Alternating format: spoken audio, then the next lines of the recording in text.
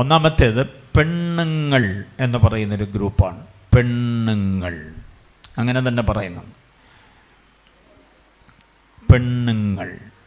Okay, എഴുതാനൊരു മടി പോലെ തോന്നുന്നു. ആൻറ്റി വേദോത്സവത്തിൻ്റെ വാക്യം എഴുതിക്കോ, പെണ്ണുങ്ങൾ. അതിൻ്റെ നേരെയുള്ള വാക്യം എഴുതിക്കണം. അങ്ങനെ ഒരു പ്രയോഗത്തിൻ്റെ വാക്യം, അതിൻ്റെ ഇംഗ്ലീഷ് വേർഡ് സില്ലി വുമൺസ് എന്നാണ്. Silly womens, silly silly silly എന്ന് പറഞ്ഞാൽ നിസ്സാരമായ, അതാണ് അതിൻ്റെ സില്ലി വുമൺസ് എന്ന് പറഞ്ഞാൽ അതിൻ്റെ അർത്ഥം മൂല്യബോധമില്ലാത്ത, കാര്യഗൗരവമില്ലാത്ത, ഭാവിയെക്കുറിച്ച് കാഴ്ചപ്പാടില്ലാത്ത, അതൊക്കെ വേണമെങ്കിൽ അർത്ഥങ്ങൾ എഴുതിക്കോണം. മൂല്യബോധമില്ല, കാര്യക്ഷമതയില്ല, ഭാവിയെക്കുറിച്ച് വലിയ പ്രതീക്ഷയില്ല, അന്നേരം ഉള്ളതിൽ അങ്ങ് ആസ്വദിച്ച് പോവുക എന്നുള്ളതാണ്. മനസ്സിലായില്ലേ? ഉള്ളപ്പോൾ ഉണ്ണി, ഇല്ലാത്തപ്പോൾ പട്ടിണി എന്നൊക്കെ കേട്ടിട്ടുണ്ടോ? ഉള്ളപ്പോൾ കാര്യമായിട്ട് കഴിക്കുക, ഇല്ലെങ്കിൽ ഒരു നടപടിയില്ല അതിന് പരിഹാരമായിട്ട്. അങ്ങനെയുള്ള ചില സ്ത്രീകളെയാണ് വേദോസം എന്താ വിളിക്കുക? പെണ്ണുങ്ങളെന്ന് വിളിക്കുക. വാക്യം ഒന്ന് നോക്കിക്കേ, 2 തിമോത്തിയോസ് 3:7 വാക്യം. 2 തിമോത്തിയോസ് 3:7 വാക്യം.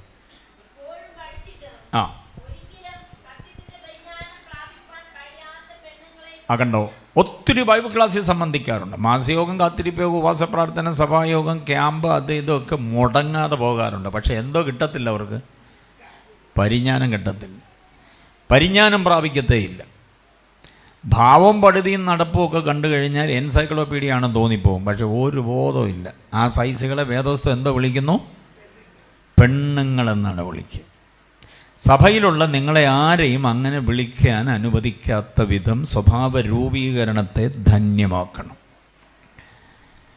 കോളനി കുറേ പെണ്ണുങ്ങളുണ്ട്, കേട്ടിട്ടുണ്ടോ അങ്ങനെ വാക്യം, അങ്ങനെ വാചകം? ചന്തയിലോട്ട് ചെല്ലണം, കുറേ പെണ്ണുങ്ങൾ, എന്നെ ആലപ്പ എന്നൊക്കെ നമ്മൾ പറയാറുണ്ടല്ലേ. മാസയോഗത്തിന് കുറേ പെണ്ണുങ്ങൾ വന്നു, അങ്ങനെ പറയാറുണ്ടോ? അങ്ങനെ പറയിപ്പിക്കരുത്. ഈ സഹോദരിമാർ വന്നിട്ടുണ്ട്, കുറേ മാതാക്കൾ വന്നിട്ടുണ്ട്, കുറേ ആൻറ്റിമാർ വന്നിട്ടുണ്ട് എന്നൊക്കെ നമ്മൾ പറയും. പക്ഷേ ഈ പ്രയോഗം എങ്ങനെയാണ്? പെണ്ണുങ്ങൾ. അപ്പോൾ അവരെ ശ്രദ്ധിച്ചോണം. മൂല്യബോധമില്ല, കാര്യക്ഷമതയില്ല, ഭാവിയെക്കുറിച്ച് കാഴ്ചപ്പാടില്ല, ഭാവി വീക്ഷണമില്ലെന്നുള്ളതാണ് ശരി. ഭാവി വീക്ഷണമില്ല, തലമുറയെക്കുറിച്ച് ഉത്തരവാദിത്വമില്ല, ജീവിത പങ്കാളിയോട് ആത്മാർത്ഥതയില്ല, വികാരത്തിനടിമകളായി പെരുമാറുകയാണ് അവർ. അന്നേരം ഉണ്ടാകുന്ന വികാര തീവ്രതയ്ക്ക് അവരടിമയാകുന്നു. അത് കോപമെന്ന വികാരമാണെങ്കിൽ അങ്ങനെ, മറ്റുതരമായ എന്തെങ്കിലും വികാരമാണെങ്കിൽ അങ്ങനെ. കോപതാപങ്ങളുണ്ടാകാം, ദുശീല ദുർഗുണങ്ങളുടെ വികാരങ്ങളുണ്ടാകാം, നിയമവിരുദ്ധ ലൈംഗികതയുടെ വികാരങ്ങളുണ്ടാകാം. അതിലൊക്കെ അടിമപ്പെട്ടു പോകുന്നു. അവരെന്താ വിളിക്കണം? നാനാ മോഹങ്ങളും ഭോഗങ്ങളും വഹിക്കുന്നവരെന്ന് പൗലോസോട് പറയുന്നു. പൗലോസ് ഒരു ഗ്രേറ്റ് തിയോളജിയാണ്. പൗലോസിൻ്റെ പ്രയോഗങ്ങളും കണ്ടെത്തലുകളും ദൈവശാസ്ത്രപരമായ ആഴമേറിയ വീക്ഷണത്തിന് ദൈവദാസിമാരൊക്കെ പ്രയോജനപ്പെടുത്തണം. പൗലോസിൻ്റെ ദർശനത്തിൻ്റെ ആ ആഴത്തിൻ്റെ പ്രത്യേകത എന്താണെന്നറിയാമോ? ഏതെങ്കിലും ഒരു സെമിനാരിയിൽ അദ്ദേഹം പഠിച്ചതല്ല, ഏതെങ്കിലും ഒരു അപ്പോസ്തലൻ, തനിക്ക് മുമ്പേ അപ്പോസ്തലന്മാരായവരുടെ അടുക്കൽ പോയിരുന്നു പഠിച്ചതുമല്ല. പൗലോസിൻ്റെ പഠനത്തിൻ്റെ പ്രത്യേകത എന്താ? താൻ തന്നെ പറയും, ഞാൻ കർത്താവിൽ നിന്ന് പ്രാപിച്ചു. 3 പദങ്ങൾ അതിൻ്റെ വിശദീകരണത്തിന് തരാം. കർത്താവിൽ നിന്ന് പ്രാപിക്കുക, പ്രാപിച്ചതിനെ പ്രായോഗികമാക്കുക, പ്രായോഗികമാക്കുന്നതിനെ മാത്രം പ്രഘോഷിക്കുക. എന്ന് 3 എണ്ണം കിട്ടിയോ? ഒന്നുകൂടെ പറയാം. കർത്താവിൽ നിന്ന് എന്തോ ചെയ്യണം? പ്രാപിക്കണം. കർത്താവിൽ നിന്ന് പ്രാപിക്കണം എന്ന് പറഞ്ഞാൽ റിസീവിങ്, അതാണ്. കർത്താവിൽ നിന്ന് റിസീവ് ചെയ്യണം. അത് സഹോദരന്മാർക്ക് മാത്രമല്ല, സഹോദരിമാർക്കും. കർത്താവിൽ നിന്ന് തന്നെ എന്തോ ചെയ്യണം? അല്ലാതെ ഗൂഗിളിൽ നിന്നൊന്നും പ്രാപിക്കരുത്. അത് പടച്ചു വയ്ക്കുന്ന സായിപ്പിനും ഒരു ബോധം ഉണ്ടാകണമെന്നില്ല. ഉപദേശങ്ങളൊന്നും വേണ്ടും പോലൊന്നും ആകണമെന്നൊന്നുമില്ല. ഗൂഗിളിൽ സെർച്ച് ചെയ്തിട്ട് ഞാൻ ഗൂഗിളിൽ നിന്ന് പ്രാപിച്ചത് എന്നും പറഞ്ഞാൽ പലരും കൈകാര്യം ചെയ്യുന്നു. വേദോസ്തവമായിട്ട് ഉപദേശവുമായിട്ട് നമ്മുടെ പിതാക്കന്മാർ നമുക്ക് കൈമാറി തന്ന ഉപദേശവുമായി പൊരുത്തമുള്ള കാര്യങ്ങളൊന്നും ആയിരിക്കത്തില്ല. അതാണ് ഇന്ന് ഉപദേശ വൈരുദ്ധ്യതകൾ ഒത്തിരി ഉള്ളത്. ഏതെങ്കിലും ഇതൊക്കെ റെഫർ ചെയ്യുന്ന നല്ലതാണ്. പക്ഷേ നമ്മൾ ജനത്തിന് കൊടുക്കേണ്ടിയ ആത്മീയ ദൂത് ആരിൽ നിന്ന് പ്രാപിക്കണം? കർത്താവിൽ നിന്ന് പ്രാപിക്കണം. വുമൻസ് ബോർഡും ശ്രദ്ധിച്ചോണം, പ്രാപിക്കേണ്ടത് കർത്താവിൽ നിന്ന്. ആ പ്രാപിച്ചത് മുഴുവൻ എന്തോ ചെയ്യണം? പ്രായോഗികമാക്കണം. പ്രാക്ടിക്കൽ ലൈഫിലേക്ക് കൊണ്ടുവരണം. ഓക്കെ, പ്രാക്ടിക്കൽ ലൈഫിലെ, അതാണ് പ്രായോഗികമാക്കുക എന്ന് പറയും. ഇനി പ്രായോഗികമാക്കിയതൊക്കെ എന്തോ ചെയ്യണം? പ്രഘോഷിക്കണം. ഓർത്തിരിക്കാൻ വേണ്ടിയാണ് ഞാൻ ആ അക്ഷരം ഒന്നാക്കി തരുന്നത്. അത് മറന്നു പോകരുത്, 3 പദങ്ങൾ മറക്കരുത്. ഈ ക്യാമ്പിൽ വന്നു എന്നുള്ളത് കൊണ്ട് ചില വിഷയങ്ങൾ നിങ്ങളുടെ മനസ്സിൽ അങ്ങനെ രൂപപ്പെടുത്തി കൊണ്ടുപോകണം. ആദ്യം കർത്താവിൽ നിന്ന് എന്തോ ചെയ്യണം? പ്രാപിച്ചതിനെ നിരുപാധികം എന്തോ ചെയ്യണം? പ്രായോഗികമാക്കണം എന്ന് പറഞ്ഞാൽ ക്ഷമ, സഹനം, ത്യാഗം, വിശുദ്ധി, വിശ്വസ്തത ആദിയായതെല്ലാം നാം പ്രാപിച്ച വിഷയത്തിലുണ്ട്. അത് നമ്മുടെ ജീവിതത്തിലേക്ക് പ്രായോഗികമാക്കണം. ജീവിത പങ്കാളിയോടുള്ള ആത്മാർത്ഥത, കുഞ്ഞുങ്ങളോടുള്ള ഉത്തരവാദിത്വ ബോധം, മാതാപിതാക്കളോടുള്ള ധന്യമായ കടപ്പാടിൻ്റെ നിർവഹണം, ഇതൊക്കെ നമ്മൾ പ്രായോഗികമാക്കണം. ഭാര്യയെ സ്നേഹിക്കാത്ത ഒരു പുള്ളി സഭായോഗത്തിന് എഴുന്നേറ്റ് നിന്ന് പ്രസംഗിക്കുന്നുണ്ട് വല്ല ഗുണമുണ്ടോ? പ്രസംഗം തകർത്തു വാരി ജനമെല്ലാം glory, hallelujah, praise the Lord, രക്തത്താൽ ജയമൊക്കെ പറയുന്നു. ഭാര്യ അവിടെ നിന്ന് പറയാം, വീട്ടോട്ട് വാ, ഞാൻ എന്നിരുന്ന് തലയാട്ടുകയോ മുറുമുറുക്കുകയോ ചെയ്യുന്നുണ്ടെങ്കിൽ ആ പ്രസംഗം കൊണ്ട് എന്തോ ഇല്ല. മനുഷ്യനെ അവിടെ ഇരി, ഞാൻ പറയുന്ന പോലെ കേട്ടാൽ മതി എന്നൊരു ഭർത്താവിനോട് ശകാരിക്കുന്ന ഒരു ഭാര്യ വുമൺസ് ബോർഡിൽ എന്നാ പ്രകടനം കാണിച്ചാലും വല്ല പ്രയോജനമുണ്ടോ? ഇല്ല. അപ്പോൾ പ്രാപണം പോലെ തന്നെ എന്തോ ചെയ്യണം? പ്രായോഗികമാക്കണം. പ്രായോഗികമാക്കിയതിനെ എന്തോ ചെയ്യണം? പ്രഘോഷിക്കണം. അത് പറയാൻ അദ്ദേഹം യോഗ്യനാണെന്ന് ശ്രോതാക്കൾക്ക് ആൻറ്റി അത് പറഞ്ഞു. പുള്ളിക്കാരിക്ക് അത് പറയാൻ യോഗ്യതയുണ്ട്, അതുകൊണ്ടാണ് ജീവിതമുള്ള ആളാണ് എന്ന് പറയാൻ കഴിയണം. അതാണ് ആ 3 പദം. അപ്പം ഞാൻ പറഞ്ഞു വന്ന ചിന്ത പറയട്ടെ. പൗലോസിൻ്റെ പഠനത്തിൻ്റെ പ്രത്യേകത എന്താ? പാസേജും കൂടെ ഉള്ളത് കൊണ്ട് പറയുക. സമാഗമന കൂടാരം, പിന്നെ ന്യായപ്രമാണം, 10 കൽപ്പന പ്ലസ് 613 കൽപ്പന. അതാണ് മൊത്തം ന്യായപ്രമാണത്തിൻ്റെ കൽപ്പനകൾ. 10 കൽപ്പന സെപ്പറേറ്റ്, പിന്നെ 613. ഇതെല്ലാം കൂടെ പഠിപ്പിക്കാൻ സമാഗമന കൂടാരം എങ്ങനെ ഉണ്ടാക്കണം, എന്തുകൊണ്ട് ഉണ്ടാക്കണം, എത്ര നീളം, വീതി, ഉയരം, ഓരോ ഉപകരണങ്ങളും എങ്ങനെ, ഇതെല്ലാം കൃത്യമായി പറഞ്ഞ് പഠിപ്പിക്കേണ്ടതിന് ദൈവം ഒരുവനെ തിരഞ്ഞെടുത്തു. ആരെയാണ്? മോശയെ തിരഞ്ഞെടുത്തു.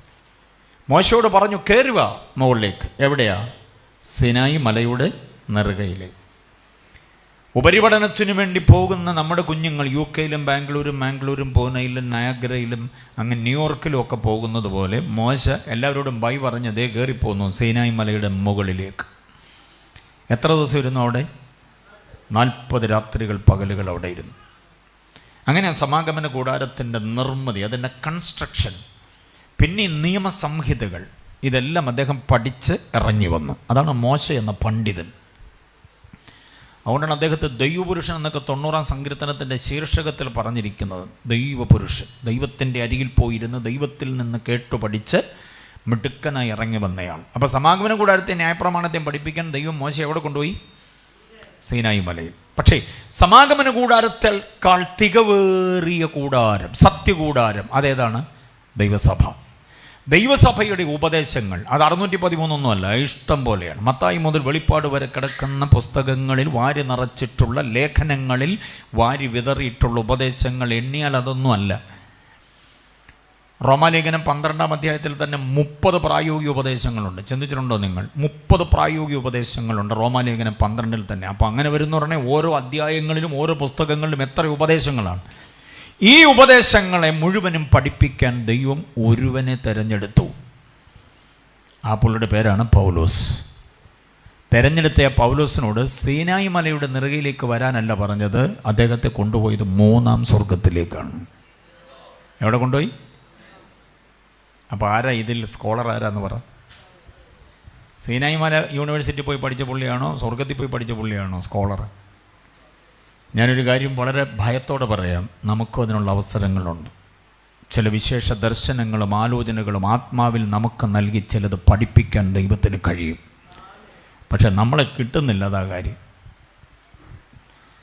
Availability is the best quality എന്നാണ്. Availability is the best quality. ദൈവം ആഗ്രഹിക്കുന്ന സമയത്ത് നമ്മൾ എന്തോ ചെയ്യണം? കിട്ടണം. നമ്മൾ ഡയറി എടുത്ത് നോക്കിയിട്ട് ദൈവത്തോടും തന്നെ പറയാം, കർത്താവ് ഈ വർഷം ഇനി ഒരു ഡേറ്റും ഇല്ല, മൊത്തം അവിടെ ഉപവാസം, ഇവിടെ ഉപവാസം, അവിടെ കൺവെൻഷൻ, ഇവിടെ ക്യാമ്പ്, അങ്ങനെ മൊത്തത്തിൽ തിരക്കാം നമുക്ക്. അതുകൊണ്ട് ഒരു രക്ഷയില്ല. നമ്മളെ കിട്ടുന്നില്ല ദൈവത്തിന്. നമ്മളെ പഠിപ്പിക്കാൻ ദൈവത്തിന് ആഗ്രഹമുണ്ട്. വേറെ ആർക്കും കൊടുക്കാത്ത ചിലത് നമുക്ക് മാത്രം തരാനും നമ്മളെ അങ്ങനെ വേദിയിൽ നിർത്താനും ദൈവത്തിന് പദ്ധതിയുണ്ട്. പക്ഷേ നമ്മൾ പഠിക്കാനും പ്രാപിക്കാനും എന്ത് ചെയ്യുന്നില്ല? ഇരുന്ന് കൊടുക്കുന്നില്ല. അത്യാവശ്യം പ്രസംഗക്കുറിപ്പിൻ്റെ പുസ്തകമൊക്കെ നമ്മുടെ കയ്യിലുള്ളത് കൊണ്ട് മറിച്ചും തിരിച്ചും ഓരോ ദിവസവും നമ്മളിങ്ങനെ അഡ്ജസ്റ്റ് ചെയ്ത് പോവുകയാണ്. പക്ഷേ അതല്ല, വേറെ ചിലത് വ്യത്യസ്തമായി തരാൻ കർത്താവിന് കഴിയും. നമ്മളെ കിട്ടണം ദൈവത്തിന്. ഓക്കെ, അപ്പം ഞാൻ പറഞ്ഞു വന്ന ഇതാണ്, പൗലുസാണ് ഇങ്ങനൊരു വിഭജനം തരുന്നത്. പെണ്ണുങ്ങളെന്നൊരു പ്രയോഗം പൗലുസാണ് പറയുന്നത്. അവിടെ ഉപയോഗിക്കുന്ന പദം സില്ലി വുമൺസ് എന്നാണ്. കാര്യഗൗരവമില്ലാത്ത, അലസ മനോഭാവമുള്ള, വികാര തീവ്രതയുള്ള, വികാരത്തിന് അതീതമല്ല അധീനമായി പോയ, മലയാള പ്രയോഗങ്ങൾ മനസ്സിലാകുന്നുണ്ടല്ലോ. വികാര തീവ്രതയ്ക്ക് അതീതമല്ല, പിന്നെ എവിടെയാ?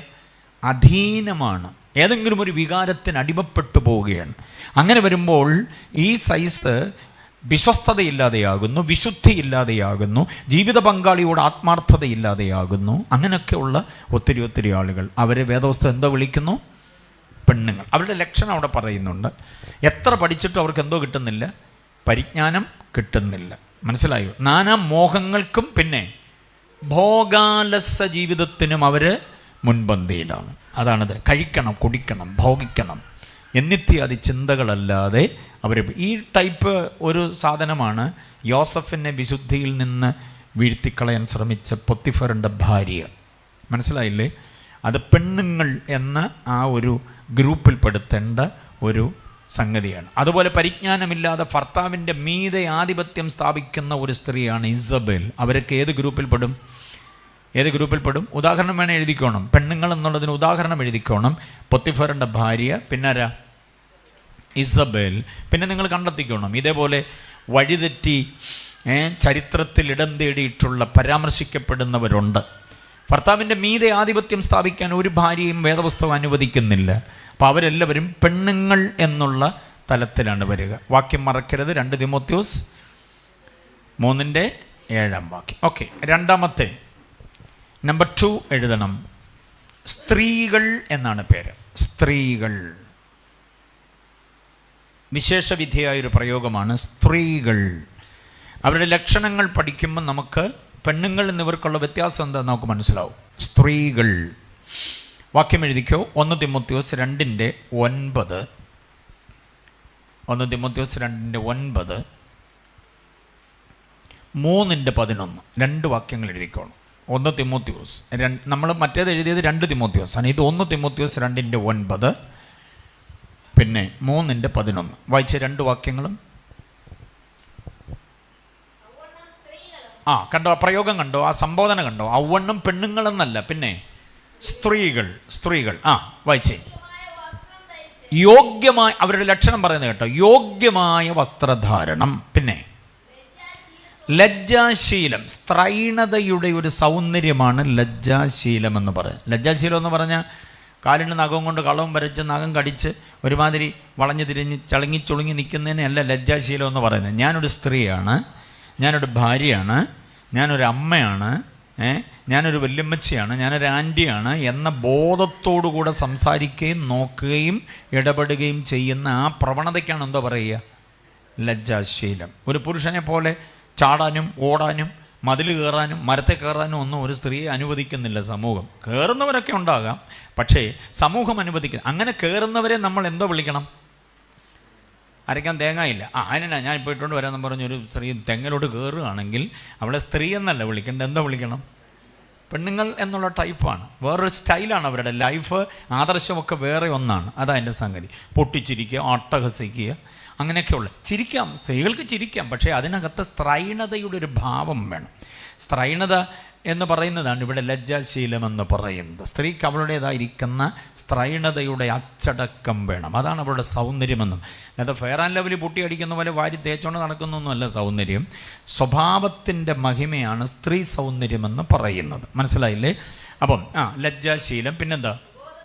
സുബോധം. എന്താ സുബോധം? സോബർ മൈൻഡ് എന്നാണ് അതിൻ്റെ പേര്. Sober mind.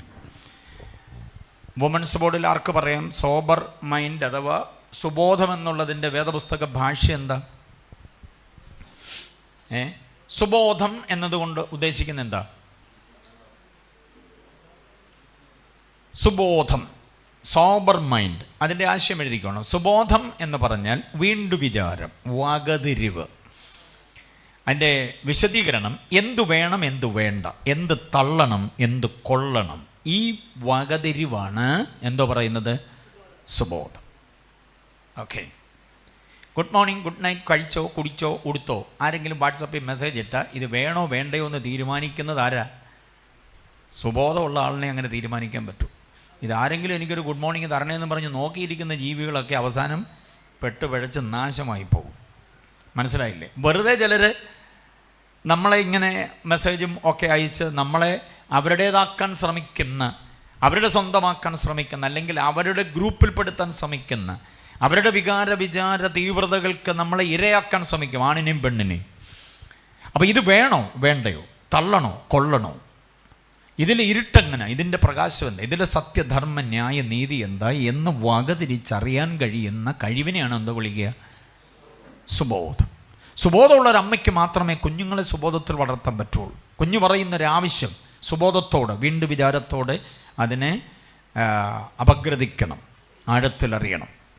അപ്പം പറയും വാങ്ങിച്ചു കൊടുത്തേരെ, വാങ്ങിച്ചു കൊടുക്കുന്നില്ല, ഇപ്പോൾ അതിൻ്റെ ആവശ്യമില്ല എന്ന് പറയാം. മമ്മിമാർ പറയുന്നത് കേട്ടിട്ടുണ്ടോ? നമ്മൾ ശുപാർശ ചെയ്താലും അവരെന്ത് ചെയ്യത്തില്ല, നിങ്ങളാ കൊച്ചിനെ ഇന്ദ്രാഴ്ചയാക്കുന്നതെന്നൊക്കെ അവർ പറയുന്നത് കേട്ടിട്ടുണ്ടോ? പിന്നെ അപ്പോൾ അതിൻ്റെ കാരണം എന്താണെന്ന് ചോദിച്ചാൽ അല്പം കൂടെ ഡിസേണിങ് പവർ അവർക്കുണ്ട്. അത് ആ ഡിസേണിങ് പവറിനാണ് ഈ സുബോധം എന്ന് പറയുന്നത്. അതുകൂടെ വേണം എഴുതിക്കോ, ഡിസേണിങ് ആണ്, വിവേചനാത്മകമായി കാര്യങ്ങളെ തിരിച്ചറിയുക. എല്ലാവരും ശ്രദ്ധിച്ചു, വിവേചനാത്മകമായി. മോള് പറഞ്ഞതുപോലെ ഇപ്പം ചെയ്തു കൊടുത്താൽ, മോള് പറഞ്ഞതുപോലെ ഇപ്പം കാശ് കൊടുത്താൽ, മോൻ പറഞ്ഞതുപോലെ ചെയ്തു കൊടുത്താൽ അതിൻ്റെ നാളെയുടെ അവസ്ഥ എന്താകും, അതിൻ്റെ ഭാവി എന്താകും എന്നുള്ളതിനെക്കുറിച്ച് ഡിസേൺ ചെയ്യാൻ കഴിയുന്ന കഴിവിനെയാണ് എന്താ പറയുക. ഈ പുരുഷന്മാരെ സംബന്ധിച്ചിടത്തോളം അവർക്ക് അധ്വാനത്തിൻ്റെ കാര്യം, ശുശ്രൂഷയുടെ കാര്യം, ചുമതലകളുടെ കാര്യം, അതും ഇതുമെല്ലാം ഒത്തിരി ഉള്ളതുകൊണ്ട് ചോദിക്കുന്ന മാത്രയിൽ എടുത്തു കൊടുക്കുകയോ അല്ലെങ്കിൽ കാര്യം നോ അല്ലെങ്കിൽ യെസ് പെട്ടെന്നങ്ങ് പറയുകയോ ചെയ്യുക. അതിനെ ഒന്ന് തിരിച്ചറിയാൻ, വിവേചിച്ചറിയാൻ ചിലപ്പോൾ കഴിഞ്ഞൊന്നും വരത്തില്ല. പക്ഷേ അതിൻ്റെ പവർ കൂടുതലും സ്ത്രീകൾക്കാണ്. അപ്പോൾ അവർക്ക് സുബോധം, സോബർ മൈൻഡുണ്ട്. അതുകൊണ്ട് അവരുടെ കാര്യപരിപാടികളെല്ലാം അതിൻ്റെ തനിമയോടുകൂടെ തന്നെ ആയിരിക്കും. മനസ്സിലായല്ലോ? ഓക്കെ. ഈ 3 സംഗതി അവിടെ പറയുന്നു. വായിച്ച്, അടുത്ത വായിച്ച്. സുബോധത്തോടും തങ്ങളെ അലങ്കരിക്കണം. അപ്പം സ്ത്രീയുടെ അലങ്കാരം, ആരെയാണ് സ്ത്രീ എന്ന് പറയാവുന്ന ഈ 3 സംഗതികൾ ക്രമാനുഗതമായിട്ട് കൂട്ടിയിണക്കപ്പെട്ട സംസ്കാര തനിമയുള്ളവരെയാണ് എന്താ വിളിക്കാവുന്നത്? സ്ത്രീകൾ. ഇനി 3:11 കൂടെ വായിച്ച്. കനശാലിത്വം, അടുത്ത യോഗ്യത കണ്ടോ? കനശാലിത്വം. കനശാലിത്വം എന്ന് പറഞ്ഞാൽ എന്താ? ആരോടും മിണ്ടാതെ, മോഹമൊക്കെ വലിഞ്ഞു മുറുകി ഒരുമാതിരി പരുവത്തിൽ, ആരെയും ചിരിച്ച് കാണിക്കാതെ അങ്ങനെയൊക്കെ പോകണമെന്നുള്ളതാണോ കനശാലിത്വം എന്ന് പറയുന്നത്? കനശാലിത്വം എന്ന് പറയുന്നത് തൻ്റെ വ്യക്തിത്വത്തെ സൂക്ഷ്മതയോടുകൂടെ കാക്കാൻ കഴിയുന്ന ഒരാളാണ്. ഞാൻ മുമ്പേ പറഞ്ഞ വാചകം ആവർത്തിക്കുകയാണ്. ഞാനൊരാളുടെ ഭാര്യയാണ്, ഒത്തിരി പേരുടെ അല്ല, ഒരാളുടെ ഭാര്യ. ഞാൻ 1, 2, 3 കുഞ്ഞുങ്ങളുടെ അമ്മയാണ്. എൻ്റെ കുഞ്ഞുങ്ങൾ എന്നെ നോക്കിയാണ് വളരേണ്ടത്. മനസ്സിലായില്ലേ? എൻ്റെ ഭർത്താവിന് ഞാൻ എന്നും ഒരു കിരീടമാകണം. ആ ബോധ്യത്തോടുകൂടെ തന്നെത്താൻ സൂക്ഷ്മതയോടെ ജീവിക്കുന്നയാൾ, അതാണ് കനശാലിത്വം. അങ്ങനെ വരുമ്പം വേറൊരാളോട് കൊഞ്ചിക്കൊഴയാനും വേറൊരാളുടെ അഭിപ്രായത്തിന് മറുപടി പറയാനും അങ്ങനെ വഴിയാധാരമാകാനൊന്നും പറ്റത്തില്ല. കനശാലിത്വം. ആരെങ്കിലും എന്തെങ്കിലും ആവശ്യപ്പെട്ടാൽ അതിൻ്റെ പിന്നാലെ പോകുക എന്നുള്ളതല്ല, പകരം അതിനെ വിവേചിച്ചറിഞ്ഞിട്ട് അതിനെ ഗൗരവമായി കാണാൻ കഴിയും. കൂടുതൽ വാചകമൊന്നും അടിക്കേണ്ട കാര്യമില്ല. ചില ആളുകളുടെ ഇംഗിതത്തിന് മുമ്പിൽ നിങ്ങളുടെ ഒരു ഒറ്റ നോട്ടം മതി, അവൻ ദഹിച്ചു പോകും. ഒന്നും പറയാൻ പോണ്ട, അസഭ്യ വാക്കുകളൊന്നും പറയാൻ പോണ്ട. ഒരൊറ്റ നോട്ടം നോക്കുമ്പോഴേ അവൻ്റെ താല്പര്യം അതോടെ അങ്ങ് കത്തിപ്പോവും. അതാണ് എൻ്റെ സംഗതി. അപ്പോൾ അവന് മനസ്സിലാവും പണി ഇവിടെ നടക്കത്തില്ല എന്നുള്ളത് മനസ്സിലാവും. ഈ നോട്ടം എന്ന് പറയുന്നതിനകത്ത് ഞാൻ പറഞ്ഞത് കനശാലിത്വത്തിൻ്റെ നോട്ടമാണ്, അല്ലാതെ കൊഞ്ചിക്കൊഴിഞ്ഞ് ഒരുമാതിരി വല്ലാതെ നമ്മുടെ പെമ്പിളർ പോർക്കാം വേറെ ആരും കാണും കേട്ടോ എന്നൊക്കെ പറയുമ്പോഴേ അറിയാം വേറെ ആരും കാണുമ്പോഴാണ് കുഴപ്പമുള്ളത് എന്ന് അവന് മനസ്സിലാവും. അവൻ അങ്ങനൊരു വ്യാഖ്യാനം ഉണ്ടാക്കും. മനസ്സിലായില്ലേ? എന്നാൽ ആരും കാണാത്തിടത്ത് വെച്ച് ഞാൻ ചോദിക്കാം എന്നും പറഞ്ഞ് അവൻ അങ്ങനൊരു ഇതിലേ പോവുള്ളൂ. അപ്പോൾ അങ്ങനൊരു സാധ്യതയ്ക്ക് അടുത്ത ഒരു കൂടിക്കാഴ്ചയ്ക്ക് അവസരമുണ്ടാകാത്ത വിധം ഒരൊറ്റ നോട്ടം, ഒരൊറ്റ ശാസന, അതോടുകൂടെ അവൻ ദഹിക്കണം. അങ്ങനെ ജീവിതത്തെ സൂക്ഷ്മതയോടെ കൈകാര്യം ചെയ്യുന്ന ആ ഒരു അവസ്ഥയാണ് ഏതെന്ന് പറയുന്നത്? കനശാലിത്വം. ഈ കനശാലിത്വത്തിൻ്റെ പ്രത്യേകത എന്താണെന്നറിയോ? സഭയുടെ അധ്യക്ഷന്മാർക്കും എന്തോ വേണമെന്ന് പറയുന്നുണ്ട്. അധ്യക്ഷന്മാർ ഘനശാലികളായിരിക്കണമെന്ന് പറയുന്നുണ്ട്. ഒരു കല്യാണം നടക്കുമ്പോൾ കല്യാണത്തിൻ്റെ ഓഡിറ്റോറിയത്തിൽ ഞങ്ങൾ എല്ലാവരും കൂടി ഇങ്ങനെ വന്നിറങ്ങി. വധുവിൻ്റെ ഭാഗത്തു നിന്ന് വരൻ്റെ ഭാഗത്തു നിന്നുള്ള 2 വണ്ടികളും വന്നിങ്ങനെ നിറഞ്ഞു. ആളിൻ്റെ തിരക്കാണ്. അപ്പം നമ്മുടെ ചർച്ചിലുള്ള ഒരു മോള് വിവാഹത്തിന് വേണ്ടി ആയതുകൊണ്ട് അവളൊരു നല്ല ചുരിദാറൊക്കെ വാങ്ങിച്ച് അതിങ്ങനെ തിളങ്ങുന്ന ഗ്ലാസ് പീസൊക്കെ വെച്ച് ഒരു ചുരിദാറൊക്കെ ഇട്ടുകൊണ്ട് പുള്ളിക്കാരിയും കൊണ്ട് വന്നപ്പോൾ നമ്മുടെ സഭയിലെ പാസ്റ്റർ പുള്ളി ഇപ്പോൾ അവിടെ നിന്ന് മാറി വേറൊരു സ്ഥലത്തോട്ട് മാറി. ഞങ്ങളൊക്കെ ഭയങ്കര അഭിമാനത്തോടെ കാണുന്ന ഒരു ദേവദാസൻ. അദ്ദേഹം ഈ മോൾ ഇങ്ങോട്ട് വന്നപ്പം അടിപൊളിയാണല്ലോ എന്ന് പറഞ്ഞു. പാസ്റ്ററുടെ വായിൽ നിന്ന് അടിപൊളി എന്ന് കേട്ടപ്പം ഞങ്ങളെല്ലാം കൂടി ഇങ്ങനെ നിൽക്കുമ്പോഴാണ് ആ കുട്ടി പാസ്റ്ററുടെ അരിയിലോട്ട് വന്നിട്ട് പറയുകയാണ്, അഭിനന്ദിച്ചതിന് വളരെ നന്ദിയുണ്ട്, പക്ഷേ പാസ്റ്റർമാരുടെ വായിൽ നിന്ന് വരേണ്ട വാക്കല്ല അതൊന്ന് സൂക്ഷിക്കണേ. ചുറ്റുപാടും നിന്ന് ഞങ്ങളങ്ങ് ദഹിച്ചു പോയി അത് കേട്ടപ്പോൾ. അപ്പോൾ പിന്നെ ആ പാസ്റ്ററുടെ കാര്യം നിങ്ങൾ ഒന്ന് ചിന്തിച്ച് നോക്കി. പുള്ളി അങ്ങ് ആയുസായതുപോലെ അങ്ങ് നിന്നുപോയി. പാസ്റ്റർമാർ പറയേണ്ട വാക്കല്ല അത് കേട്ടോ, അതൊക്കെ ലോകം പറയേണ്ട വാക്കാണ്. ഒരിടയനെ ആ ചർച്ചിലെ ഒരു പെൺകുട്ടി ഉപദേശിക്കുകയാണ്. അപ്പോൾ ഇതാണ് പ്രതികരണത്തിനുള്ള ആർജവത്വം, അതാണ് ഘനശാലിത്വം. പ്രതികരണത്തിനുള്ള, ചുമ്മാ വഴക്കുണ്ടാക്കാനല്ല പറയുക, അതതിൻ്റെ പരിജ്ഞാനത്തോടെ. ഞാൻ പിന്നെ അവളോട് പറഞ്ഞടി കുഞ്ഞെ, നീ ഞാൻ പറഞ്ഞ വാചകം സൂപ്പറാണ്, പക്ഷേ ഞങ്ങളാരും കേൾക്കാതെ അദ്ദേഹത്തെ അങ്ങോട്ട് മാറ്റി നിർത്തി പറയണ്ടായിരുന്നോ? അല്ല, എനിക്ക് അന്നേരം അങ്ങനെ തോന്നിയെന്നാണ് പുള്ളിക്കാരി പറയുന്നത്. അപ്പോൾ ഈ പ്രതികരണത്തിൻ്റെ ആ അനുഭവമാണ് ഘനശാലിത്വം എന്ന് പറയുന്നത്. വല്ലവരും ചെയ്താൽ, വല്ലതും പറഞ്ഞാൽ, അസഭ്യം പറഞ്ഞാൽ, അല്ലെങ്കിൽ അവൻ്റെ ഏതെങ്കിലും തെറ്റായ ഒരു വികാരത്തിന് മുൻപിൽ ആ അവസ്ഥയിൽ അവൻ നിങ്ങളോട് പ്രതികരിക്കുന്നവരെ അതിനെ അങ്ങനെ ഉൾക്കൊള്ളുക എന്നുള്ളതല്ല, പ്രതികരിക്കാൻ കഴിയണം. പ്രതികരിക്കാൻ കഴിയാത്തവർക്കൊരു പേരുണ്ടെന്തോ എന്നറിയാമോ? ഒന്നിനും പ്രതികരിക്കുന്നില്ല. വണ്ടി കയറി ഇരുന്ന് തോണ്ടിയാലും ആരെങ്കിലും തോണ്ടിയാലും പ്രതികരിക്കുന്നില്ല. ഇറങ്ങുന്നിടം വരെ അത് സഹിച്ചങ്ങിരിക്കുക. അയ്യോ, അത് ഞാൻ പറഞ്ഞാൽ ആരെങ്കിലും അറിയുമല്ലോ, മോശമാവുമല്ലോ എന്നൊക്കെ ഓർത്ത്. ഇന്നിപ്പോൾ ഞാൻ ഇങ്ങോട്ട് വന്ന വണ്ടി ട്രിവാൻഡ്രത്തുനിന്ന് കയറിയ നാഗർകോവിൽ ബസ്, ഫ്രണ്ടിൽ മുതിർന്ന സ്ത്രീകൾ മാത്രമെന്ന് എഴുതി വച്ചിരിക്കുന്ന സീറ്റിൽ 3 പുരുഷന്മാരിരിക്കുകയാണ്. കുറേ അമ്മച്ചിമാരൊക്കെ വന്ന് ഇങ്ങനെ വണ്ടിയിൽ തൂങ്ങി ആടി ഇങ്ങനെ നിൽക്കുകയാണ്. ഈ വെടിവെച്ചങ്കോവിൽ വന്നപ്പോൾ ഒരു പെൺകുട്ടി കയറി. 19-20 വയസ്സ് കൂടുതലൊന്നും കാണത്തില്ല, സീറ്റില്ല, എല്ലാവരും ഇങ്ങനെ നിൽക്കുകയല്ലേ. അവൾ, ഇത് സ്ത്രീകളുടെ സീറ്റല്ലേ, നിങ്ങൾ എന്തിനാണ് ഇവിടെ ഇരിക്കുന്നത്? സ്ത്രീകളുടെ സീറ്റ് സ്ത്രീകൾക്കേ ഇരിക്കാൻ പറ്റുള്ളൂ. അവൾ തിരിഞ്ഞ് അവരോടൊന്നും പറയാതെ കണ്ടക്ടറോട്, ഞാനിപ്പോൾ ഇങ്ങോട്ട് വന്ന വണ്ടിയിൽ നടന്ന സംഭവമാണ്, കണ്ടക്ടറോട്, ഹലോ, യാത്രക്കാരുടെ നിന്ന് ടിക്കറ്റ് മാത്രം വാങ്ങിക്കാനല്ല കണ്ടക്ടറെ ആക്കിയിരിക്കുന്നത്, സ്ത്രീകളുടെ സുരക്ഷയും കൂടെ നിങ്ങൾ ഉറപ്പാക്കണം. വണ്ടി നിയമം പോലീസ് സ്റ്റേഷനിലോട്ട് പോട്ടെ. എന്നാ ആർജ്, ഞാനോടത്ത് ഇവിടെ പോലീസ് വല്ലതും ആണോ? ഇത്തരം കണ്ടക്ടറോട് പറഞ്ഞതേ ഉള്ളൂ.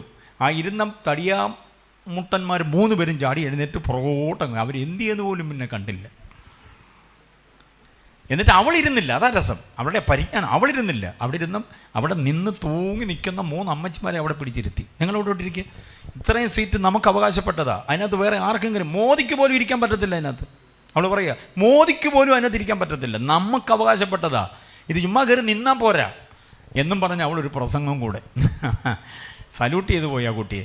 അപ്പം ഞാൻ പറഞ്ഞത്, ഇങ്ങനെ പ്രതികരിക്കാൻ നമ്മുടെ അവകാശങ്ങൾ, നിങ്ങൾ അനുഭവിക്കുന്ന തിക്തനൊമ്പരങ്ങളെക്കുറിച്ച് അന്നേരം പ്രതികരിക്കാൻ പറ്റുന്ന ആ പ്രതികരണ ആർജവത്വം, അതിനെയാണ് എന്തോ പറയുന്നത്, ഘനശാലിത്വം. അതാണ് ഘനശാലിത്വം. ഈ പ്രതികരണം ഇല്ലാത്തവർക്ക് എന്തോ ഒരു പേരുള്ളത്? കമോൺ, ബോർഡ് പറ. ബോർഡ് പോലെ അങ്ങിരിക്കുക, ഉത്തരങ്ങളൊന്നുമില്ല. പ്രതികരിക്കാത്തവർക്കുള്ളൊരു പേരാണ്, ലളിതമായൊരു പേരാണ് പ്രതിമ. അവരുടെ പേരെന്തുവാ? അവിടെ ഇവിടെയൊക്കെ മഹാത്മാഗാന്ധിയുടെ സ്വദേശാഭിമാനി രാമകൃഷ്ണ നെയ്യാറ്റിൻകരയൊക്കെ ഉണ്ടല്ലോ, പ്രതിമ ഉണ്ടാക്കി വെച്ചിട്ടില്ലേ? കാക്ക വന്നിരുന്ന് കാഷ്ടിക്കുന്നുണ്ട്, ഒരു പ്രതികരണമില്ല. പുള്ളി ഇങ്ങനെ നമ്മളെ നോക്കിക്കൊണ്ടിരിക്കുക. കാക്കയെ ഓടിക്കുന്നില്ല, കാക്കയെ വഴക്ക് പറയുന്നില്ല, ഇതെല്ലാം സഹിച്ചുകൊണ്ട് പുള്ളി അങ്ങനെ അങ്ങ് ഇരിക്കുക. അപ്പോൾ പ്രതികരിക്കുന്നില്ലെങ്കിൽ നമ്മൾ ആരായി പോവും? പ്രതിമയായി പോവും. അതുകൊണ്ട് പ്രതികരിക്കാനുള്ള ആർജവത്വത്തെയാണ് ഘനശാലിത്വം എന്ന് പറയുന്നത്. മനസ്സിലായോ? ഇനി ഇതായിട്ട് വായിച്ചേ. ആ, ഏഷണി പറയാതെ. അതൊരു തീരുമാനമെടുത്ത് ഈ മീറ്റിംഗ് കഴിഞ്ഞ് പോകാവൂ. ആരുടെയും ഏഷണി ആരോടും എന്ത് ചെയ്യുന്നില്ല, പറയുന്നില്ല. കേൾക്കാൻ താല്പര്യമില്ലാത്തവരെയും കൂടി പിടിച്ചു നിർത്തി, ചേച്ചി കേട്ടായിരുന്നോ, അറിഞ്ഞായിരുന്നോ? ഇല്ല, അവിടെ നിൽക്കുക, ഞാൻ പറയാം. ആരാണ്ടര കൂടെ പോയെന്നും എന്താണ്ടൊക്കെ സംഭവിച്ചെന്നും ആ പാസ് അങ്ങനെയാണെന്നും ആ പാസ്റ്ററുടെ ഭാര്യ ഇങ്ങനെയാണെന്നും 10 പേരോട് പറയുമ്പോഴേ നമുക്ക് എന്തോ ഉണ്ടാവുള്ളൂ, ഒരാശ്വാസം. വേറൊരു മനുഷ്യൻ്റെയും യാതൊരു ദോഷങ്ങളും നമ്മൾ കേട്ടത് നമ്മിൽ തന്നെ അസ്തമിക്കണം. ഒരു കാരണവശാലും അത് വേറെ എങ്ങോട്ടും പോകാൻ പാടില്ല. അറിഞ്ഞായിരുന്നോ? ഇല്ല, ഞാൻ അറിഞ്ഞില്ല. അല്ല, നിങ്ങൾ മാത്രമേ ഉള്ളൂ അറിയാൻ. താല്പര്യമില്ല, അങ്ങനെയുള്ള വിഷയങ്ങൾ അറിയാൻ താല്പര്യമില്ലെന്ന് പറഞ്ഞ് മാറണം. കാരണം ഇത് കേട്ടോണ്ടിരിക്കുമ്പോൾ നമ്മുടെ കൃപ ലീക്ക് ചെയ്ത് പോകും. ആരോടും പറയേണ്ട കാര്യമില്ല. അതാണ് ഇതിൻ്റെ വസ്തുത. അപ്പം ഈ ഏഷണി പറയാതെ, ഏഷണി നമ്മൾ ആരെക്കുറിച്ചെങ്കിലും പറയുന്നുണ്ടെങ്കിൽ അതിൻ്റെ ദോഷം എന്താണെന്നറിയാമോ? മിരിയാം കനാനിൽ പോകാതിരുന്നതിൻ്റെ കാരണം എന്താ? മിരിയാം കനാനിൽ പോയില്ല. കാദേശിൽ വന്നപ്പോൾ മിരിയാം മരിച്ചു, അവളെ അവിടെ അടക്കം ചെയ്തു. അതിനു മുമ്പ് കരിങ്കുഷ്ഠമെന്ന് പറയുന്നൊരു രോഗം ബാധിച്ചാണ് മരിക്കുന്നത്. ശരീരത്തിൻ്റെ സ്കിന്ന് മുഴുവനും അങ്ങോട്ട് ജീർണിച്ചിട്ട് അസഹ്യമായി ദുർഗന്ധം വമിക്കുമായിരുന്നു. പാളയത്തിൻ്റെ വെളിയിൽ 7 ദിവസം പോയി കിടന്നിട്ട് തിരിച്ചു വന്നു. രോഗം മാറിയൊന്നുമില്ല. ആ രോഗം അവസാനം വരെ ഉണ്ടായിരുന്നു. കാദേശിലെത്തുമ്പോൾ ആ രോഗത്താൽ അവൾ മരിക്കുകയാണ്. പുറപ്പെട്ട് ജനം ഇങ്ങനെ കൂട്ടമായി പുറപ്പെട്ടു പോകുമ്പോൾ ഈ മഞ്ചൽ, ഇവിടെ ചുമക്കുന്ന മഞ്ചൽ ഫ്രണ്ടിൽ കൊണ്ടുപോകാൻ പറ്റത്തില്ല. കാറ്റിൻ്റെ ഗതിക്കനുസരിച്ച് പുറകിൽ വരുന്നവർക്ക് ദുർഗന്ധമായതുകൊണ്ട് ജനമെല്ലാം പോയി കഴിഞ്ഞ് ഏറ്റവും പുറകിലാണ് ഈ മിരിയാമിൻ്റെ മഞ്ചം ചുമക്കുന്നവർ. ജീവനോടെ മഞ്ചത്തിൽ അവളെ ചുമന്നുകൊണ്ട് വന്നു. കാദേശിലെത്തിയപ്പോൾ അവൾ മരിച്ചു. 12-ാം അധ്യായം സംഖ്യയിൽ നിങ്ങൾ വായിച്ചു നോക്കണം ഒരു കാര്യം. മിരിയാമിനെക്കുറിച്ച് പറയുന്ന അവൾ മോശയെക്കുറിച്ച് എന്ത് ചെയ്തു? ദൂഷണമാണ് പറഞ്ഞ്. മോശയെക്കുറിച്ച് ദൂഷണം പറഞ്ഞു. അവിടെ ഒരു പ്രത്യേക പ്രയോഗം ദൈവാത്മാവ് ചരിത്രം എഴുതുമ്പോൾ എഴുതി വെച്ചിട്ടുണ്ട്. മോശയെക്കുറിച്ച് അവൾ പറഞ്ഞത് മോശ കേട്ടില്ല. ആര് കേട്ടു? യഹോവ കേട്ടു. ഇത് തന്നെയാണ് ദൂഷണം പറയുന്നവരെല്ലാം ശ്രദ്ധിച്ചോണം. നിങ്ങൾ ആരെക്കുറിച്ച് ദൂഷണം പറഞ്ഞു, ആ ദൂഷണം ആ വ്യക്തി എന്ത് ചെയ്തിട്ടില്ല? കേട്ടിട്ടില്ല. പക്ഷെ ആര് കേട്ടിട്ടുണ്ട്? നിങ്ങൾ ആരെക്കുറിച്ച് ദൂഷണം പറഞ്ഞു ആ വ്യക്തി ദൈവത്തിൻ്റെ വകയായതുകൊണ്ട് ഈ കേസ് നേരിട്ട് കൈകാര്യം ചെയ്യുന്ന ദൈവമാണ്. പണി കിട്ടും നമുക്ക്. അതുകൊണ്ട് ദൂഷണം പറയാതെ. അടുത്തെന്താ പറഞ്ഞിരിക്കുന്നത്? നിർമ്മതമാർ. നിർമ്മതത്വം. സ്ത്രീത്വത്തിൻ്റെ ഏറ്റവും വലിയ ക്വാളിറ്റിയാണ് നിർമ്മതത്വം എന്ന് പറയുന്നത്. എന്ന് പറഞ്ഞാൽ എന്താണെന്നറിയോ? മതരഹിതം. മതരഹിതം. മതരഹിതം എന്ന് പറഞ്ഞാൽ എന്താ? വികാരത്തിനടിമപ്പെട്ടു പോകാതെ വികാര നിയന്ത്രിതമായ അവസ്ഥ. പുരുഷന്മാർക്ക് വികാര തീവ്രതയുണ്ട്. അവരുടെ കോപം, അവരുടെ ചില വികാര തീവ്രതകളൊക്കെ അടക്കാൻ പറ്റത്തില്ല. പക്ഷേ സ്ത്രീകളെ സംബന്ധിച്ചുള്ള ദൈവം നിങ്ങൾക്ക് തന്നിട്ടുള്ളൊരു ഭയങ്കര കഴിവ് സഹനം. സഹനമാണത്. സഹനം. ഭർത്താവ് മരിച്ച ഒരു സ്ത്രീ എത്ര വർഷം വേണമെങ്കിലും ഒറ്റയ്ക്ക് താമസിക്കും, കുഴപ്പമില്ല. 4 വിവാഹം കഴിച്ച പാസ്റ്ററെ എനിക്ക് നേരിട്ടറിയാം. ഫോൺ നമ്പർ വേണേൽ തരാം. ആദ്യത്തെ ഭാര്യ 16 കൊല്ലം കൂടെ ഉണ്ടായിരുന്നു, അവർ മരിച്ചു. അതിനുശേഷം ആ അടക്കം ചെയ്ത പുള്ളിക്കാരിയുടെ കുഴിമാടത്തിൻ്റെ മണ്ണ് ഉണങ്ങുന്നതിന് മുമ്പ് പുള്ളി 2ാമത് കല്യാണം കഴിച്ചു. ആ 2ാമത്തെ കല്യാണത്തിലെ പുള്ളിക്കാരി 6 മാസമേ കൂടെ താമസിച്ചുള്ളൂ. അവർ ക്യാൻസറായിരുന്നു, അവർ മരിച്ചു. അത് കഴിഞ്ഞ് ഏതാണ്ട് 1 മാസം കഴിഞ്ഞപ്പോൾ വേറൊരു കല്യാണം. ഇപ്പം 4ാമത്തെ ഭാര്യ കൂടെ നിൽക്കുന്നത്. അവരെന്നാ പോകുന്നതെന്നൊരു പിടിയില്ല. മനസ്സിലായല്ലോ? പുരുഷനെ സംബന്ധിച്ചിടത്തോളം അങ്ങനെയൊക്കെയുള്ള ചില രീതിശാസ്ത്രങ്ങളുണ്ട്. പക്ഷേ ഒരു സ്ത്രീയെ സംബന്ധിച്ചിടത്തോളം ആയുഷ്കാലം മുഴുവനും വൈധവ്യം ആചരിക്കാനോ, എന്തില്ലായ്മയും എന്ത് വല്ലായ്മയുമാണെങ്കിലും അത് ഞാൻ ഏറ്റുകൊള്ളാം, എൻ്റെ കുഞ്ഞുങ്ങളെ പഠിപ്പിക്കണം, അവർക്ക് വേണ്ടിയാണ് ഞാൻ ജീവിക്കുക എന്ന് പറഞ്ഞ് അങ്ങനെ സഹനത്തോടെ ജീവിക്കാൻ കഴിയുന്ന, വികാരത്തെ അടക്കാൻ കഴിയുന്ന. വികാരമെന്ന് ഞാൻ പറയുന്ന, ഒരുപക്ഷെ വികാരമെന്ന പദം കേൾക്കുമ്പോൾ പെട്ടെന്ന് നമുക്ക് ഓർമ്മ വരുന്ന സെക്സ്വലായിരിക്കും. അതുമാത്രമല്ല വികാരം. കോപമൊരു വികാരമാണ്, സ്നേഹമൊരു വികാരമാണ്, വിദ്വേഷമൊരു വികാരമാണ്. മനസ്സിലായില്ലേ? അങ്ങനെ വികാരങ്ങൾ പലതാണ്. ഈ വികാരങ്ങളെല്ലാം എന്ത് ചെയ്യാൻ പറ്റണം? അടക്കാൻ പറ്റണം. പെണ്ണിനെ സംബന്ധിച്ചിടത്തോളം, ഞാൻ പെണ്ണെന്ന പദം ഉപയോഗിക്കുമ്പോൾ നിങ്ങൾ തെറ്റിദ്ധരിക്കരുത്. അല്ലെങ്കിൽ സ്ത്രീയെ സംബന്ധിച്ചിടത്തോളം ഇവരെ ശ്രദ്ധിച്ചിട്ടുണ്ടോ? കരയാൻ അവർക്ക് കണ്ണുനീര് വേണം, സന്തോഷിക്കാനും കണ്ണുനീര് വേണം. വല്ലാതെ സന്തോഷം വന്നാൽ അവരെന്തോ ചെയ്യും? കരഞ്ഞു പോകും. വേദന വന്നാലും എന്തോ ചെയ്യും? കരഞ്ഞു പോകും. അതാണ് ഇതിൻ്റെ സംഗതി. കുഞ്ഞിനെ വാരിയിട്ട് തല്ലും അപ്പൻ തല്ലിയിട്ട്, നമ്മളൊക്കെ തല്ലിക്കഴിഞ്ഞിട്ട് അടുത്ത ഒരു ഗർജനം കൂടുണ്ട്. കൊച്ചുങ്ങൾ തല്ലുകൊണ്ട് വിഷമിച്ച് കരയുമ്പം ഇവിടെ ആരുടെയും ശബ്ദം കേൾക്കരുത്, മിണ്ടതിരുന്നോണം എന്ന് പറഞ്ഞാൽ തല്ലുകൊണ്ട് വേദനിക്കുന്ന കുഞ്ഞിന് കരയാൻ പോലും നമ്മൾ എന്തോ ചെയ്യുന്നില്ല, അനുവദിക്കുന്നില്ല. അമ്മ തല്ലുന്നതിന് വേദനയുണ്ട്. അമ്മയുടെ തല്ല് കൊണ്ടിട്ട് കരയുന്ന കുഞ്ഞിൻ്റെ കൂടെ ഇച്ചിരി കഴിയുമ്പം തള്ളയും കൂടെ വന്നിരുന്ന് കരയുന്നതാണ്. രണ്ടുപേരും കൂടെ കരയുകയാണ്. മനസ്സിലായോ? അമ്മ തല്ലുമ്പോൾ ഉള്ള ഭയങ്കര വേദന എന്താണെന്നറിയോ? തല്ലിൻ്റെ വേദനയല്ല, അത് കഴിഞ്ഞ് കൂടെ വന്നിരുന്ന് ചേർത്ത് പിടിച്ചിട്ട് മമ്മി എന്തിനാ പൊന്നുന്നെ തല്ലിയെന്നറിയാവോ എന്നൂടെ ചോദിക്കുമ്പോൾ നമ്മൾ ആകപ്പാടെ അങ്ങ് കാണപൊട്ടിപ്പോവും. ആ ഒരു സ്നേഹത്തിൻ്റെ ആ ഒരു അനുഭവം കൊടുക്കും. മമ്മിമാരെയൊക്കെ നിങ്ങൾ ഓർത്ത് നോക്കിയേ, നിങ്ങൾ മമ്മിമാരൊന്ന് ഓർത്ത് നോക്കിയേ, നിങ്ങളുടെ കുഞ്ഞുങ്ങളെ നിങ്ങൾ തല്ലിയപ്പം നിങ്ങൾക്ക് ആ സത്യത്തിൽ നൊന്തത്. അപ്പോൾ അതൊക്കെ എന്ന് പറയുന്നത് വികാര തീവ്രമായിരിക്കുന്ന അവസ്ഥയെ അവരനുഭവിക്കുന്നു. അപ്പോൾ തന്നെ അതിനെ ആസ്വദിക്കാൻ അവർക്ക് കഴിയുന്നു, അടക്കാൻ അവർക്ക് കഴിയും. അതാണ് മതരഹിതം എന്ന് പറയുന്നത്. അപ്പം നിർമ്മതത്വം. ആനയ്ക്ക് മതവിളയി എന്ന് കേട്ടിട്ടുണ്ടോ? കേട്ടിട്ടുണ്ടല്ലോ. അതിൻ്റെ ഒരു പ്രത്യേക വികാരത്തിൻ്റെ തിരത്തള്ളലിൽ അത് അനിയന്ത്രിതമായി പോവുകയാണ്. അതിനെയാണ് മതവിളയി എന്ന് പറഞ്ഞത്. അപ്പം സ്ത്രീ നിർമ്മതത്വമുള്ളവൾ എന്ന് പറഞ്ഞാൽ ഈ വികാര തീവ്രതയ്ക്ക് അടിമയാകുക എന്നുള്ളതല്ല, ഏത് വികാരത്തെയും അടക്കാൻ കഴിയുന്നൊരു കപ്പാസിറ്റി.